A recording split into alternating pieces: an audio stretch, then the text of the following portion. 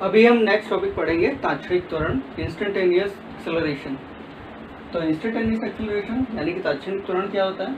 वेग में परिवर्तन की दर को हम लोग ताक्षणिक त्वरण बोलते हैं। बेसिकली होता क्या है इसमें, ए एवरेज इजिकल्स टू वेग में परिवर्तन यानी कि dv/dt। ठीक है, ताक्षणिक मतलब कि बहुत ही स्मॉल के लिए पूछ रहा है, ये स्मॉल टाइम के लिए पूछता है, इसलिए इसको क्या हम स्मॉल टाइम के लिए कैलकुलेट करते हैं। ताक्षणिक मतलब इंस्टेंटेनियस यानी कि उस इंस्टेंट पे एक्सेलरेशन क्या होगा उसकी बात कर रहे हैं। तो v इक्वल्स टू हमें ऑलरेडी पता है, v इक्वल्स टू क्या होता है, vxi plus vy into g। ठीक, तो यहाँ पे क्या होगा, एक्सेलरेशन एवरेज एक्सेलरेशन निकालने के लिए t के रेस्पेक्ट में हम इसका डिफरेंशिएट कर देंगे।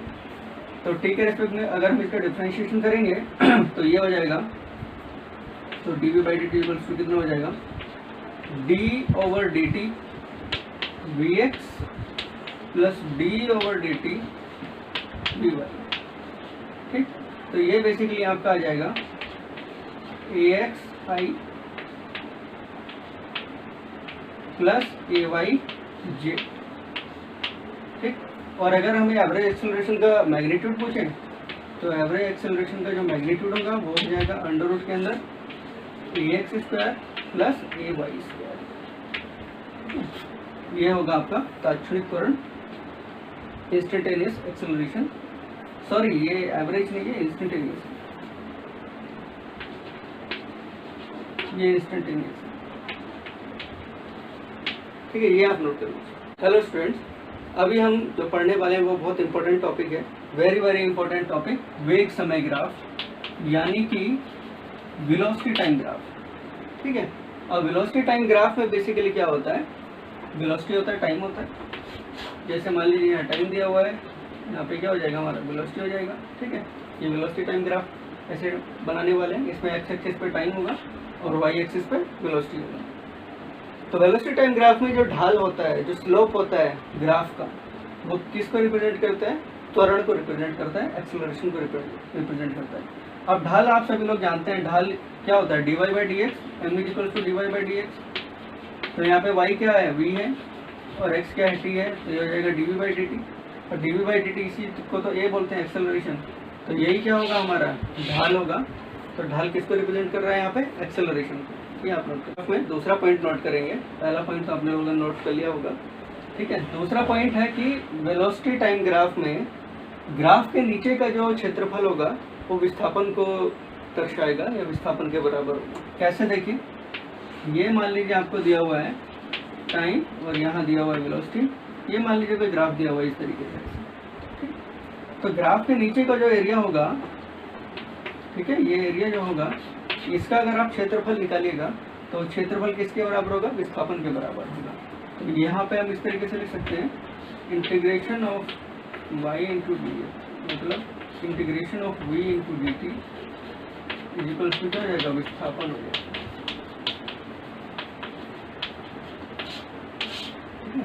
ये आपका क्या हो जाएगा, विस्थापन हो जाएगा। ये भी आप नोट करेंगे। एक समय ग्राफ को और समझने के लिए हम लोग एक एग्जांपल देखेंगे। तो एग्जांपल में क्या है, बेसिकली वेलोसिटी टाइम ग्राफ एक दिया हुआ है आपको। तो यहाँ ग्राफ में क्या दिया हुआ है कि स्टार्टिंग में तो वेलोसिटी 0 है, वेलोसिटी बढ़ना शुरू हो रही है, अपने एक मैक्सिमम पॉइंट तक जा रही है। यहाँ पे मैक्सिमम हो रही है वेलोसिटी, इस पॉइंट को हम लोग क्या बोलते हैं, वी मैक्स बोल सकते हैं। यहाँ पे वी मैक्स होगी, ठीक, वी मैक्स होगी यहाँ पे वी मैक्स। और उसके बाद क्या होगी, वेलोसिटी कम होना शुरू होगी, कम होना शुरू होगी, फिर 0 होगी वेलोसिटी। ठीक है, तो इसमें हमसे पूछ रहा है कि आप एक्सेलरेशन बताइए क्या होगा अगर यहाँ से यहाँ तक का टाइम t1 दिया हुआ है। ठीक है, जहाँ तक ये वेलोसिटी बढ़ रही है, और जहाँ से वेलोसिटी कम होना शुरू हो गई वो टाइम t2 दिया हुआ है। तो एक्सेलरेशन पूछ रहा है, रिटार्डेशन पूछ रहा है, और विस्थापन पूछ रहा है कितना होगा। ठीक है, यानी कि त्वरण, मंदन और विस्थापन पूछ रहा है कितना होगा। तो देखिए क्या होगा, त्वरण कहाँ से कहाँ तक बढ़ रहा है, देखिए यहाँ से यहाँ तक, क्योंकि स्पीड बढ़ रही है, कॉन्स्टेंटली बढ़ रही है, तो क्या होगा, यहाँ से यहाँ तक जो होगा हमारा, ये होगा तो एक्सेलरेशन यानी त्वरण। और इसके बाद, इस पॉइंट के बाद क्या होगा हमारा, वेलोसिटी क्योंकि कम हो रही है तो यहाँ पे हो जाएगा हमारा मंदन हो जाएगा। तो त्वरण बेसिकली क्या हो जाएगा, त्वरण अगर हमसे पूछा जाए तो delta we by delta T यानी v2 माइनस वी1 कर देंगे डिवाइडेड बाई टाइम कर देंगे। तो v2 माइनस वी1 आप देखिए v2 यानी कि v max divided by v1 यानी कि 0, तो v मैक्स की बचेगा ऊपर, तो v मैक्स डिवाइडेड बाई कितना टाइम लग रहा है ये चेंज होने में वेलोसिटी t1 टाइम लग रहा है, तो यहाँ क्या हो जाएगा त्वरण v मैक्स बाई t1। अब अगर हमसे पूछे मंदन कितना होगा, ठीक है, तो मंदन कितना होगा, रिटार्डेशन कितना होगा, यहाँ से यहाँ तक हो रहा है रिटार्डेशन, ठीक है, तो वही, तो इसका इनिशियल वेलोसिटी क्या हो जाएगा ये, फाइनल क्या हो जाएगा ये, ठीक है, फाइनल माइनस इनिशियल कर देंगे तो हमारे पास क्या बचेगा वेलोसिटी वी मैक्स बचेगा, और डिवाइड बाई टाइम कितना t2, तो यहाँ से क्या मंदन भी पता चल गया।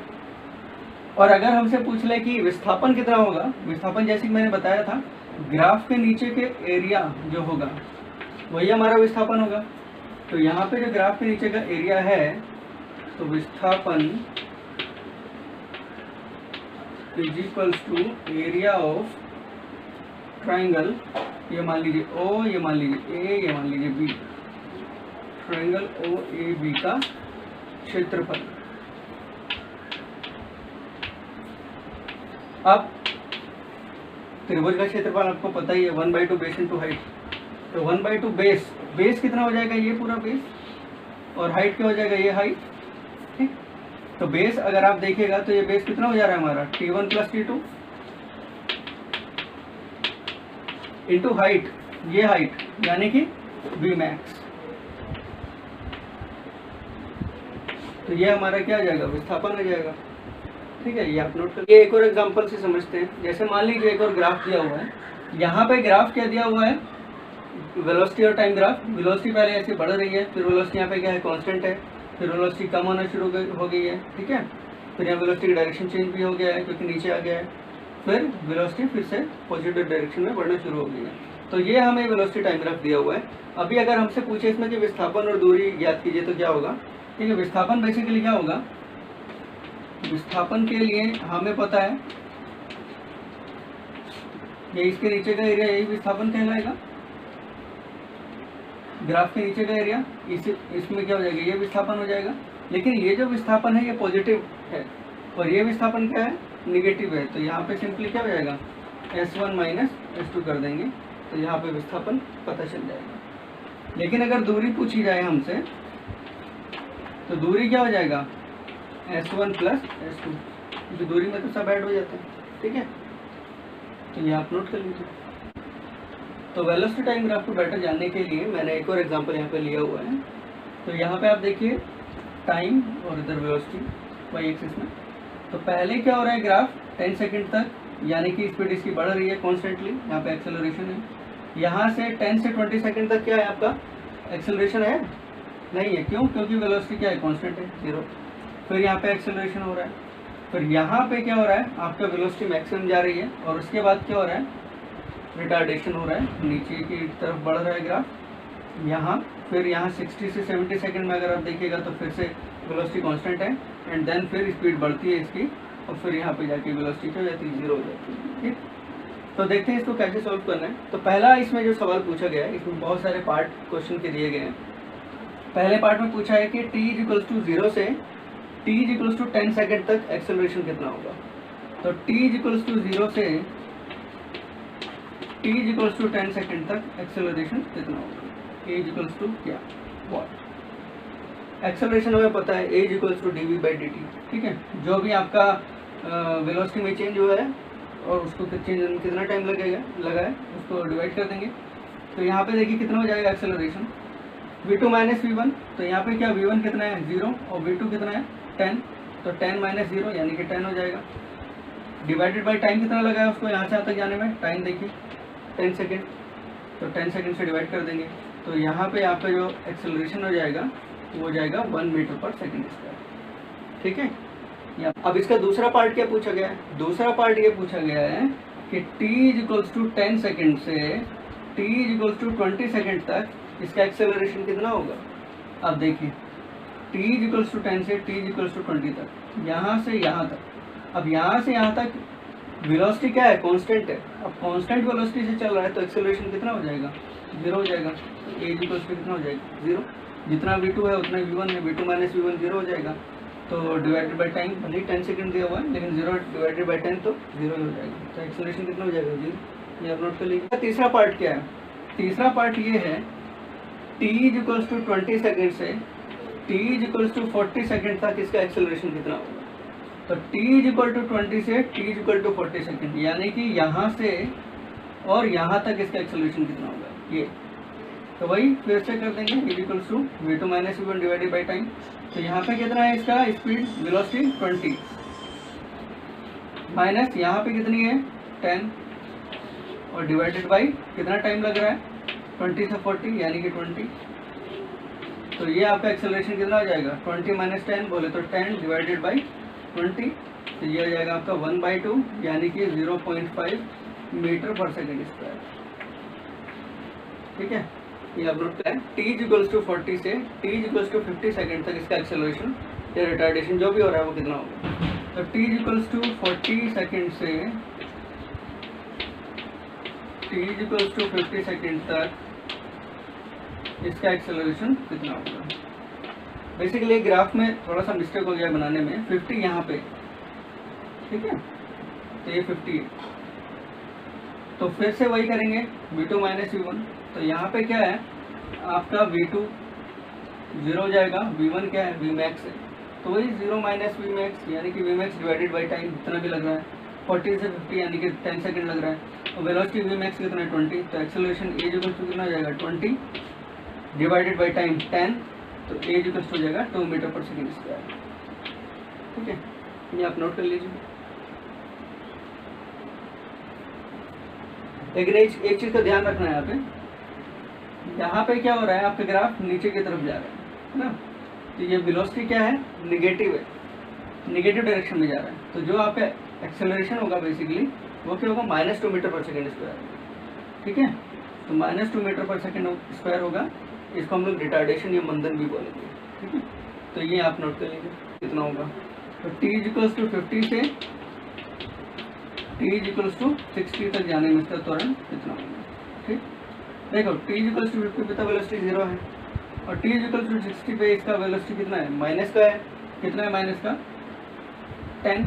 ठीक, तो यहाँ पे एक्सेलरेशन कितना हो जाएगा माइनस का 10 डिवाइडेड बाई कितना 50 से 60 यानी कि 10 सेकेंड इक्वल्स हो जाएगा 1 मीटर पर सेकेंड स्क्वायर।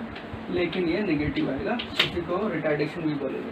ठीक है, ये आप नेक्स्ट पार्ट 60 से 70 जाने में त्वरण कितना होगा, तो आप लोग इजीली बता सकते हैं कितना होगा, a इक्वल टू 0 होगा। क्यों, क्योंकि वेलोसिटी में कोई चेंज है ही नहीं। 10 मीटर पर सेकंड है, 10 मीटर पर सेकंड यहाँ है, 10 मीटर पर सेकंड यहाँ है, कोई चेंज ही नहीं है, तो एक्सेलरेशन 0 हो जाएगा। अब अगर ये पूछ ले कि t इक्वल टू 70 से 80 तक जाने में कितना एक्सेलरेशन होगा, यहाँ पे एक्सेलरेशन हो रहा है क्योंकि स्पीड बढ़ रही है, तो यहाँ एक्सेलरेशन इक्वल टू कितना हो जाएगा 10 डिवाइडेड बाई टाइम कितना लग रहा है, वो भी 10 लग रहा है, तो 1 मीटर पर सेकेंड स्क्वायर हो जाएगा।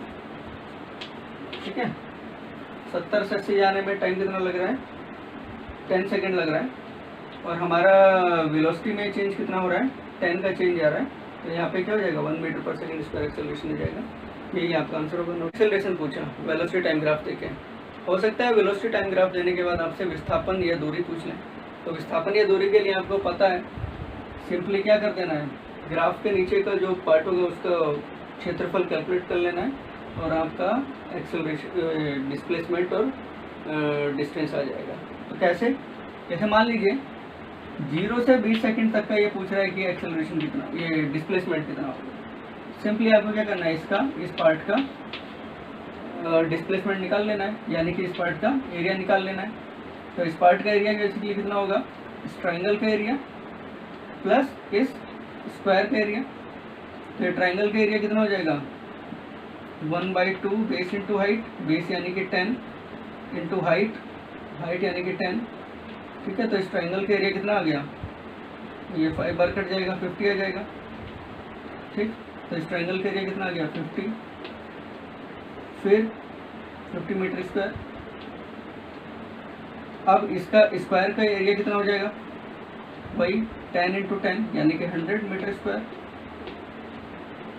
ठीक, तो ये तो यहाँ से यहाँ तक का डिस्प्लेसमेंट हो गया। अभी मान लो पूरे जर्नी का पूछ ले, तो पूरे जर्नी के लिए डिस्प्लेसमेंट क्या होगा, ये S1 हो जाएगा पूरा कंप्लीट ऊपर का, और नीचे का हो जाएगा S2। अब क्योंकि ये नेगेटिव पार्ट है और ये पॉजिटिव पार्ट है, पॉजिटिव से नेगेटिव को माइनस कर देंगे, S1 माइनस S2, तो आपका डिस्प्लेसमेंट यानी कि विस्थापन आ जाएगा। चलिए कैलकुलेट करके देख लेते हैं। अब इस पार्ट का अगर कैलकुलेट करना है तो बेसिकली हम लोग क्या कर सकते हैं, इसको ऐसे डिवाइड कर सकते हैं। तो ये एक ट्रायंगल हो गया, इसको ऐसे डिवाइड कर देते हैं। ये एक रेक्टेंगल हो गया और ये एक ट्रायंगल हो गया। ठीक है, तो इस रेक्टेंगल का कितना हो जाएगा एरिया, एरिया ऑफ रेक्टेंगल आपको पता है, लेंथ इंटू ब्रेथ कर देंगे। तो ये लेंथ कितना हो जाएगा 40 माइनस 20 यानी कि 20 और 10 यानी कि 200 मीटर स्क्वायर। फिर अगर हम इसका कैलकुलेट करें तो इसका कितना हो जाएगा ट्रायंगल का, राइट एंगल ट्रायंगल है, 1/2 बेस इंटू हाइट कर देंगे। तो 1/2 इसका निकाल लेते हैं, 1/2 बेस यानी कि 20 इंटू हाइट यहाँ से यहाँ तक यानी कि 10। ठीक, ये 2 से 10 बार कट जाएगा तो ये आ जाएगा आपका 100। तो ये 100 मीटर स्क्वायर आ गया। ठीक है, अभी इस राइट एंगल ट्रायंगल का देख लेते हैं एरिया कितना होगा। तो इस राइट एंगल ट्रायंगल का एरिया हो जाएगा आपका 1/2 बेस इंटू हाइट। तो 1/2 बेस 40 से 50 जा रहा है यानी कि 10 इंटू हाइट 20 होगा यहाँ पर। तो ये हो जाएगा आपका 2 से 5 बार इसको कट कर देंगे, 5 इंटू 2 फिर से ये 100 हो जाएगा। ठीक है, अब नीचे वाले पार्ट का एरिया निकाल लेते हैं। नीचे वाला पार्ट का एरिया कैसे निकालेंगे, देखिए ये इसको आगे ड्रॉ कर देंगे, इसको आगे ड्रॉ कर देंगे। ठीक, तो यहाँ पे क्या 2 ट्रायंगल आ रहे हैं और एक ये रेक्टेंगल आ रहा है। तो क्या होगा, इस वाले ट्रायंगल का एरिया कितना हो जाएगा 1/2 बेस इंटू हाइट, बेस यानी कि 50 से 60, 10 इंटू हाइट 10, तो ये आपका हो जाएगा 50 मीटर स्क्वायर। ठीक है, 2 से 5 बार कट जाएगा। अभी इस रेक्टेंगल का देख लेते हैं कितना होगा, लेंथ इंटू ब्रेथ हो जाएगा, लंबाई गुणा चौड़ाई। तो लंबाई गुणा चौड़ाई अगर हम करेंगे तो ये तो 60 से 70 हो रहा है 10, और ये भी आपका कितना हो रहा है 10, तो ये भी आ गया आपका 100 मीटर स्क्वायर। बचा लास्ट में ये। अब इसका क्या होगा 1/2 बेस इंटू हाइट सेम, तो 1/2 बेस यानी कि 70 to 80 जा रहा है, 10 इंटू हाइट यही 10, तो ये आपका हो जाएगा 2 से 5 बार कट कर देंगे, ये आपका जाएगा 50 मीटर स्क्वायर।